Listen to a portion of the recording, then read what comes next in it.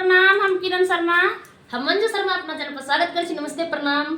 जते दाई माई दीदी भाईजी चाची बहिन सुनबे सब गोटन के प्रणाम कर सब गोटन प्यारा से राधा गीत गे देबे। बहुत प्यारा से बेटा विवाह गीत गाब जा रहल छी। अहाँ सब जरूर सुनबे, जरूर कमेंट करबे। आ गीत बहुत पुराना छे। ई गीत हमरा सबके दाई माई गावे छलखिन। बहुत एमे गाय गलोवन वाला गीत छे। बहुत प्यारा सा गीत छे। अहाँ सब जरूर सुनबे कि दुल्हा दुल्हिन के माय दुल्हा के की कहि रहल छे, तो दुल्हा की जवाब द रहल छे। अहाँ सब जरूर कुल्लू आजकल के गीत का सुनब और जरूर कमेंट करके जरूर बताएब कि गीत केहन लागल नहीं लागल। बहुत प्यारा सा गीत है और गीत के खूब आनंद ले। बहुत मजाक वाला गीत है। अहाँ सब जरूर लास्ट तक सुनबे तो जरूर गीत में सुनबे कि कते मजाक छे कने। बहुत प्यारा सा गीत है। लास्ट तक सुनू और कमेंट जरूर करब। अहाँ सबके कमेंट के हम सब इंतजार करब।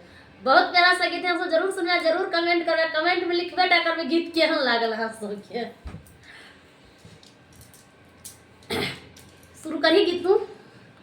शुरू तो हेबे करते गीत, लेकिन आँख मुँह सबके देखे छे बाराती में सब खा खा के भकुआ गेले। बोला सब खा आदमी के भकुआ गेले। देखे छिए कवने